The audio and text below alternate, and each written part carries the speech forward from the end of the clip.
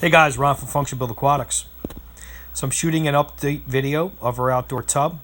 I'm about to dunk the GoPro to go inside and check out the fish in their own environment. Nathan and I just recently added 20 more of the Rainbow Emperor Tetras for a total number of 28 Rainbow Emperor Tetras. Now the larger school has also allowed some of the bleeding heart tetras to become a little bit more bold. As you can see, the bleeding hearts will start showing themselves a little bit more in this video. There are a total of 8 wild-caught bleeding heart tetras in this setup, with the 28 Rainbow Emperor tetras, a total of 16 Cory cats. There's 11 reticulatus, so 11 Corydoras reticulatus, and 5 of the pepper cories. We have 3 large banjo cats, which will be coming out of this setup, and I will be putting them in a tank that's more suited to their needs with the sand substrate. Last night on my way back from New York, I picked up a whiptail catfish that I put in this bin. I have not been able to identify exactly what species it is, but I do believe in time, when we break down the tub for the winter, he'll probably go in the same setup with the banjo cats. There's also a ghost knife in this tank, so it's pretty well stocked. The Rainbow Emperor tetras have really proven to be one of my favorites, if not the favorite tetra of mine. They are pretty bold, show very little fear. My hand is holding the GoPro underwater, and in some instances I'm less than 2-3 inches from the fish as they swim by. They show themselves rather nicely.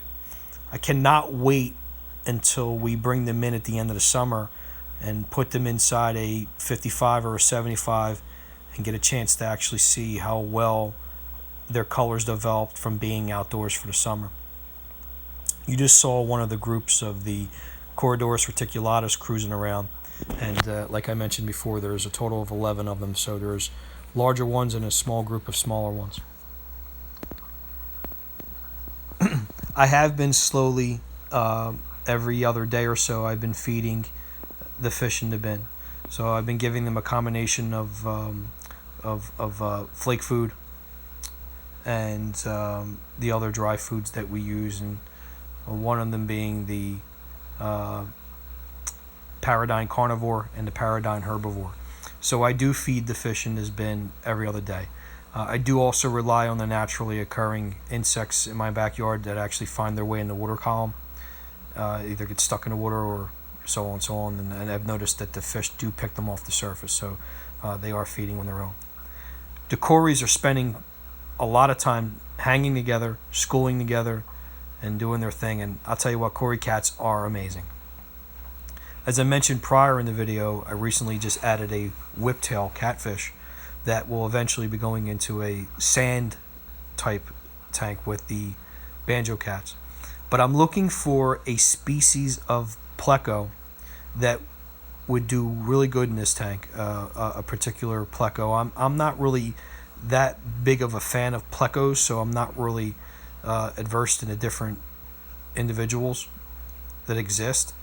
But if you guys could suggest a really cool, moderately priced pleco that would look good in this bin and maybe do well in this type of setup, let me know. I have quite a bit of brown algae growth that's starting to develop that could be a natural food for the pleco, and I can also feed some of the Paradigm herbivore occasional wafers down there, so they can actually get some more supplemental food.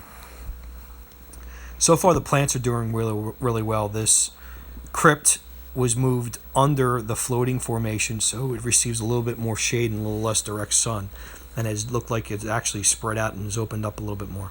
There are the bleeding hearts kind of cruising around. That's a Walichi I just recently added.